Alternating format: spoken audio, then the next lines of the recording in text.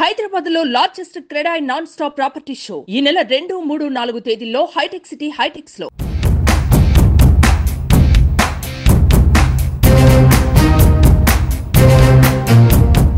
ఏపీలో వాలంటీర్ల వ్యవస్థ కొనసాగుతుందా లేదా అన్నది చాలా కాలంగా సస్పెన్స్ గా మారింది. వరుసగా 2వ నెలలోనూ పింఛన్ల పంపిణీకి వాలంటీర్లను ప్రభుత్వం దూరం పెట్టడంతో వీరి భవిష్యత్ ఏంటన్న ప్రశ్నలు తలెత్తుతున్నాయి. ప్రస్తుతం ఉన్న వాలంటీర్లను కొనసాగిస్తారా, లేదంటే కొత్త వారిని నియమిస్తారా? అసలు వీరి సేవలను ఎలా ఉపయోగించుకుంటారు, లేదంటే పరిమిత సంఖ్యలోనే వాలంటీర్లను తీసుకుంటారా? అసలు వాలంటీర్ల వ్యవస్థపై ఎప్పటికీ క్లారిటీ వస్తుంది?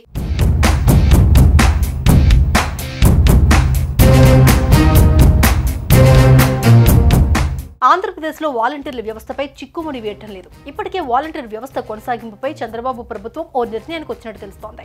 ప్రస్తుతం ఉన్న వ్యవస్థకు బదులుగా మరింత సమర్థవంతమైన పగడ్బందీగా వాలంటీర్ వ్యవస్థను తీర్చిదిద్దాలని సీఎం భావిస్తున్నట్లు సమాచారం. వాలంటీర్ల సేవలను ఎలా వినియోగించుకోవాలి అనే అంశంపై ఇప్పటికే సంబంధిత అధికారులను సీఎం చంద్రబాబు ఆదేశించినట్లు తెలుస్తోంది. అయితే ఈ నెల 7న జరిగే మంత్రివర్గ సమావేశంలో వాలంటీర్ల వ్యవస్థపై ఓ కీలక నిర్ణయం ప్రకటించనున్నట్లు సమాచారం.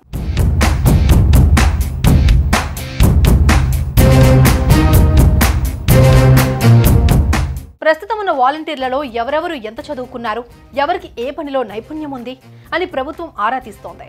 వాలంటీర్ పోస్టుకి విద్యార్హతగా 10వ తరగతి నిర్ణయించిన చాలా మంది డిగ్రీ, పీజీ చేసిన వారు, ఇంజనీరింగ్ గ్రాడ్యుయేట్లు కూడా వాలంటీర్లుగా సేవలు అందిస్తున్నట్లు ప్రభుత్వం గుర్తించింది.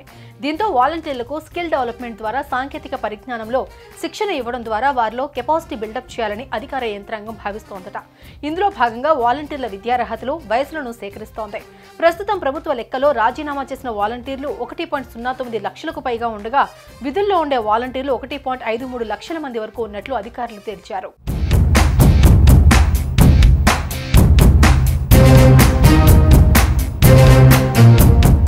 వాలంటీర్లను వయసుల వారీగా లెక్కలు తీయడంతో పాటు ఇతర ప్రాంతాలు, గ్రామాలకు వెళ్లేవారు ఎంతమంది ఉండొచ్చనే అంశంపై కూడా వాలంటీర్ల అభిప్రాయాలను అధికార యంత్రాంగం సేకరించనున్నట్లు సమాచారం. పరిమిత సంఖ్యలోనే వాలంటీర్లను వాడుకోవాలని, వారి నుంచి మంచి ఫలితాలు రాబట్టాలని ప్రభుత్వం భావిస్తున్నట్లుగా తెలుస్తోంది.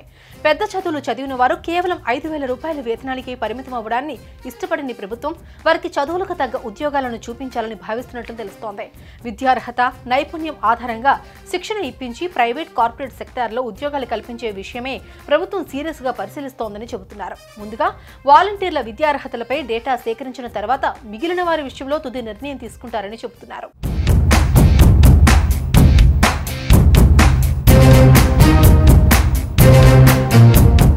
గత వైసీపీ ప్రభుత్వం గ్రామ, వార్డు వాలంటీర్లను నియమించింది. ప్రతి 50 ఏళ్లకు ఒకరు చొప్పున సంక్షేమ సారథులుగా సేవలందించారు. 5,000 రూపాయల గౌరవ వేతనంతో పనిచేసిన వాలంటీర్లు ఎక్కువగా పింఛన్ల పంపిణీకే పరిమితమయ్యారు. అంతేకాకుండా గత ప్రభుత్వంలో వాలంటీర్ల పనితీరుపై అనేక విమర్శలు వచ్చాయి. ప్రభుత్వ పథకాల్లో అక్రమాలతో పాటు కొన్ని క్రిమినల్ వ్యవహారాల్లో వాలంటీర్ల ప్రమేయం ఉంటోందని టీడీపీ అధినేత చంద్రబాబు, జనసేనాని పవన్ కళ్యాణ్ గతంలో ఆరోపించారు. ఈ నేపథ్యంలో ఎన్డీఏ కూటమి ప్రభుత్వం ఏర్పడిన తర్వాత వాలంటీర్ల భవితవ్యంపై సందేహాలు మొదలయ్యాయి. అయితే పలుసార్లు మంత్రులు కూడా వాలంటీర్ల సేవలను వినియోగించుకుంటామని, త్వరలోనే ఓ ప్రకటన ఉంటుందని చెప్పారు. ప్రస్తుతం రాష్ట్రంలో 1,60,000 మంది వాలంటీర్లు ఉన్నారు.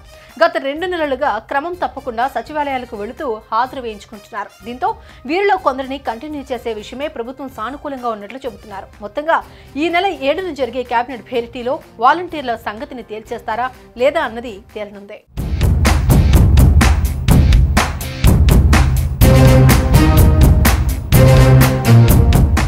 సుమన్ టీవీలో మీ పర్సనల్ అండ్ బిజినెస్ ప్రమోషన్స్ కోసం కింది నెంబర్కి కాంటాక్ట్ చేయండి.